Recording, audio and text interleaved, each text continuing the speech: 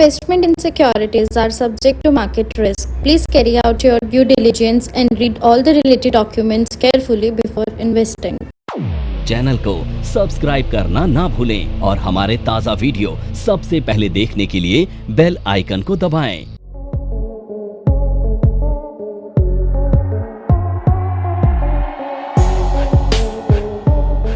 अब right issue का भी ना एक नियम होता है, और नियम क्या है कि ये भी केवल किसको इशू किया जाएगा? एग्जिस्टिंग शेयर होल्डर को, यानी कि आप सब एग्जिस्टिंग शेयर होल्डर हैं। इसका भी एक प्रोपोर्शन हो सकता है 1:10 या कुछ भी हो सकता है, जो भी कंपनी डिसाइड करती है।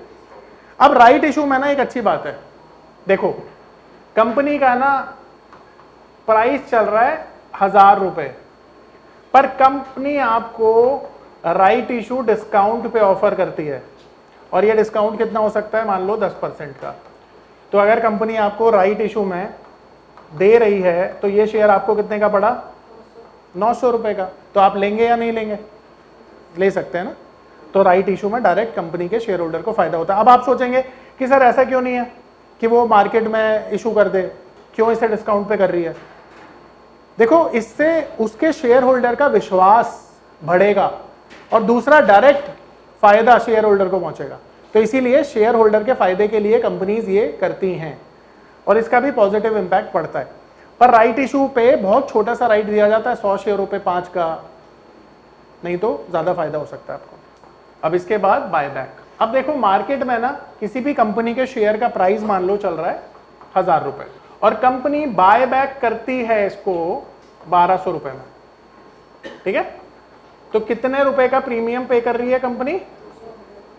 और परसेंटेज में, है ना? तो अब आप ये नहीं सोच रहे हो कि कंपनी क्यों डायरेक्ट मार्केट से नहीं खरीद रही है, हमसे खरीद रही है। क्योंकि अगर कंपनी मार्केट से खरीदेगी तो प्राइस 1200 नहीं होगा, 2000 हो जाएगा। समझ रहे हो? तो कंपनी क्या कर रही है? पता क्यों हो जाएगा? क्योंकि कंपनी को बहुत सारे शेयर्स खरीदने हैं। तो कंपनी जब इतना वॉल्यूम क्रिएट करेगी, यस, तो एकदम से मार्केट में प्राइस शूट कर जाएगा। तो अब यहां पर कंपनी क्या करती है? कंपनी अपने शेयर होल्डर को फायदा पहुंचाना चाहती है। क्यों पहुंचाना चाहती है? क्योंकि वो ये सिग्नल दे रही है, ये मैसेज दे रही है अपने होल्डर को कि देखो हमारा प्राइस अंडर वैल्यू चल रहा है, मैं ही तुमसे 20% के प्रीमियम पे खरीद रही हूँ, विच मीन्स कि हमारे शेयर की वैल्यू 20% ज्यादा है। तो तुम लोग क्या सोचोगे? कॉन्फिडेंट हो जाओगे। तो बायबैक एक पॉजिटिव एस्पेक्ट होता है देखा जाए तो, ठीक है? पर यह भी प्रोपोर्शनली किया जाता है, 100% बायबैक नहीं होता।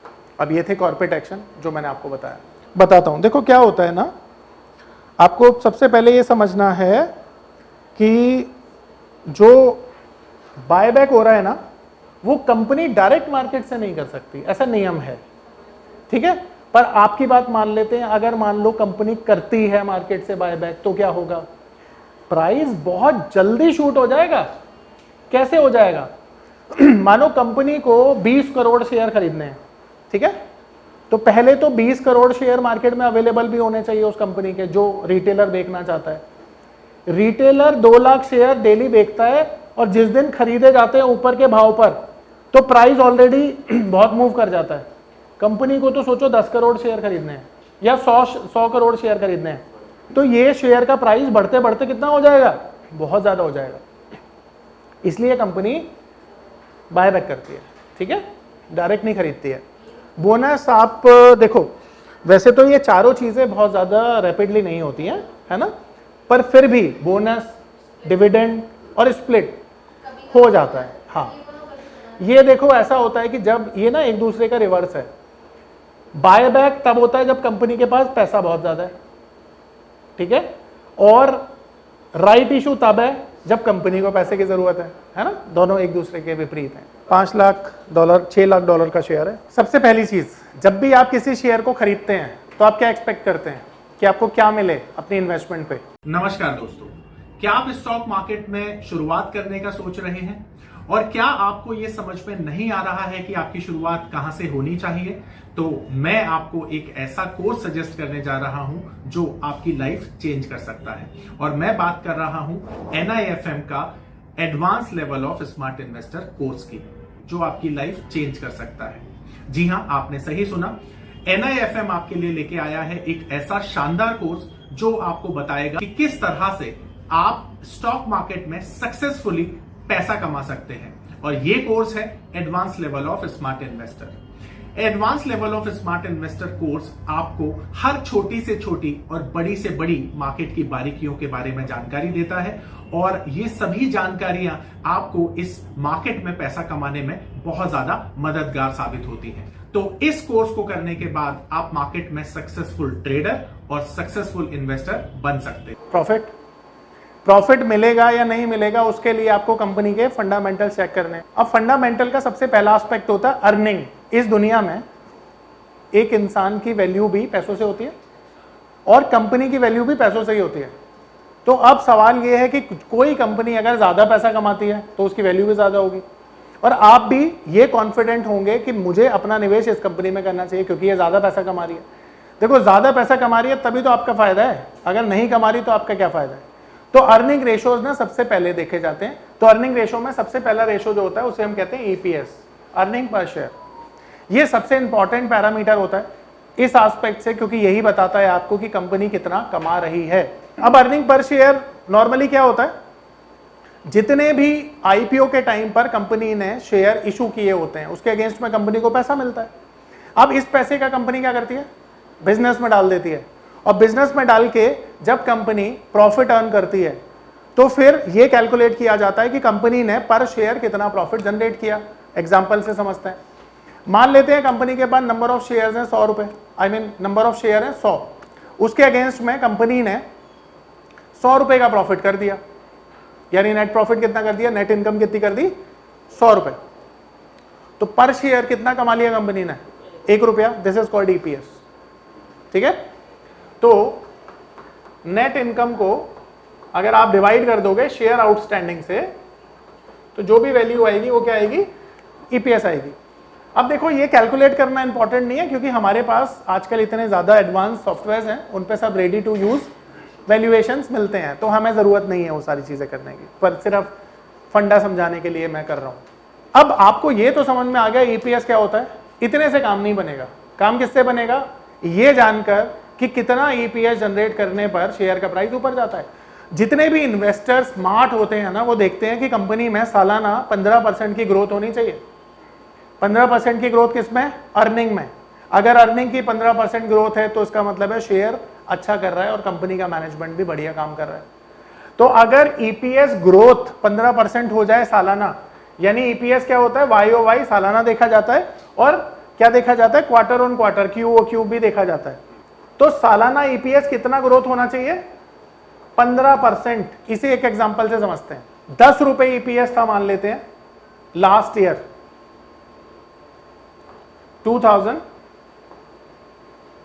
तो इस साल 15% की ग्रोथ आने के लिए 11 रुपए 50 पैसे का ईपीएस आएगा। करेक्ट है। अब ये 15% की ग्रोथ हो गई ना। अगर ये ग्रोथ हो रही है तो इसका मतलब क्या है, शेयर अच्छा कर रहा है। आपको ऐसे शेयर कंसिडर करने चाहिए जो ईपीएस से 15% की ग्रोथ देते हैं। सिंपल हो गया। देख, नेट इनकम का मतलब क्या होता है, सारे खर्चे देने के बाद जो बचा।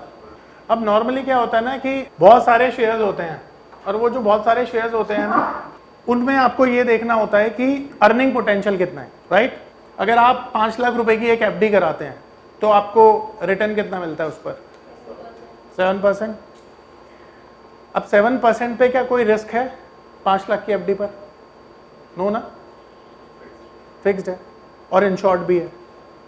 अब सवाल ये है कि अगर मैं या कोई भी इंसान आपको बोले कि XYZ जगह पर आपको इन्वेस्ट करना है और रिटर्न मिलेगा 8% with risk, with taking risk, तो आप अग्री करेंगे क्या वहां पे पैसा डालने के लिए 8% पे?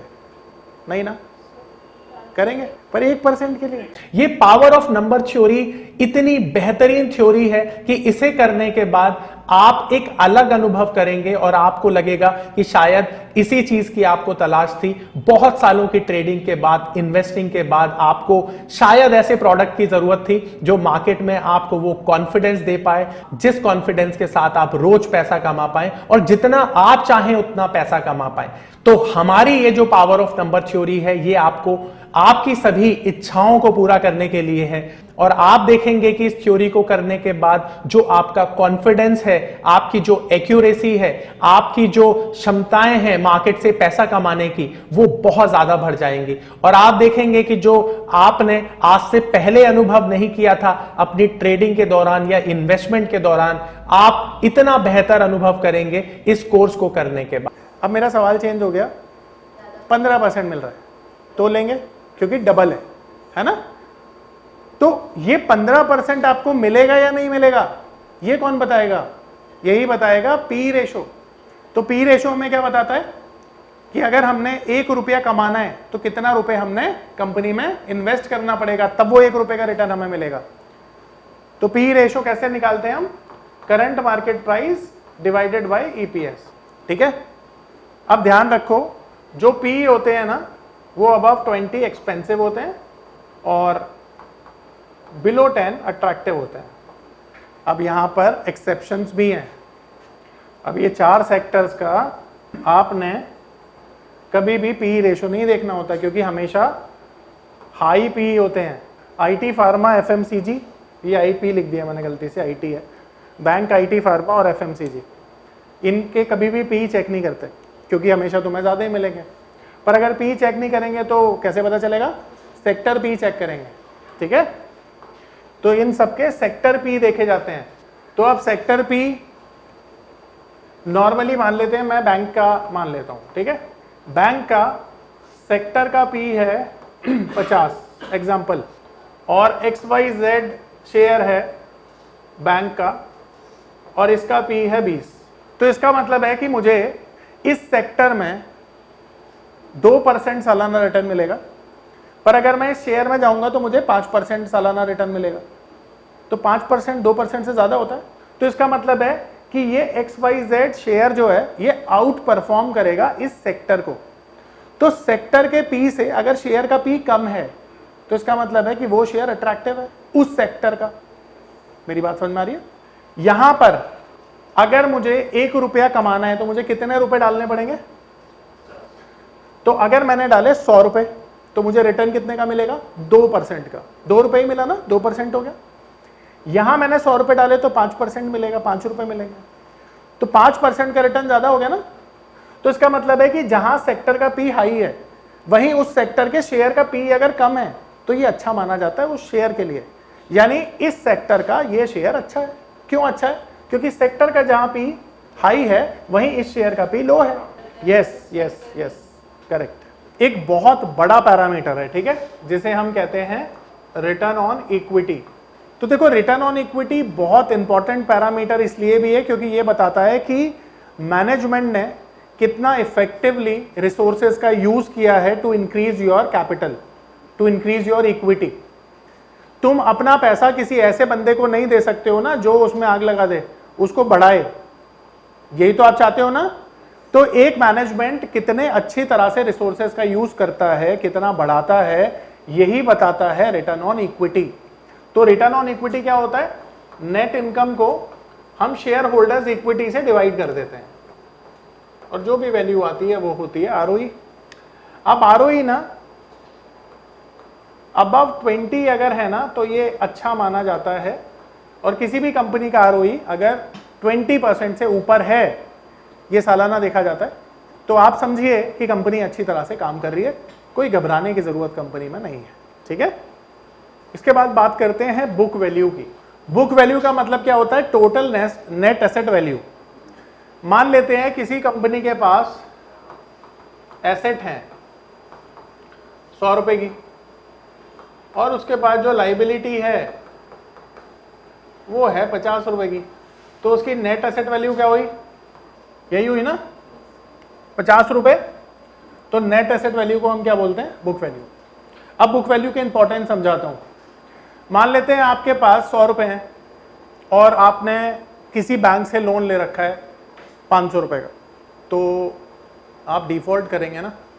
कोई इंसान है जिसने 500 रुपए का लोन ले रखा है और 100 रुपए उसके पास हैं, तो अब वो अगर डिफॉल्ट करता है तो बैंक मरी से मरी हालत में उससे कितना पैसा वसूल सकता है? 100 रुपए। तो अगर एक कंपनी मान लीजिए जिसकी बुक वैल्यू है 500 रुपए, तो इसका मतलब है फेयर वैल्यू है ना शेयर की 500 रुपए, और उसका मार्केट में प्राइस चल रहा है केवल 100 रुपए, तो क्या ये शेयर सस्ता नहीं है भाई? 500 रुपए वाली चीज तुम्हें मिल रही है, तो इसका प्राइस टू बुक क्या हुआ? 0.20। 1 रुपए की चीज कितने की मिल रही है? 20 पैसे की मिल रही है। समझ में आया कैसे मिल रही है? तो अब कोई भी शेयर सस्ता माना जाएगा अगर वो बुक वैल्यू के नीचे मिलता है, जिसे हम प्राइस टू बुक वैल्यू कहते हैं। सवाल पूछिए कि अगर प्राइस टू बुक ना अबव 4 है तो वो एक्सपेंसिव है, ध्यान रखना। और यहां भी एक्सेप्शंस क्या हैं कि वो जो 4 सेक्टर्स मैंने आपको बताए थे, आईटी, फार्मा, बैंकिंग और एफएमसीजी, उनकी बुक वैल्यू चेक नहीं करते हैं।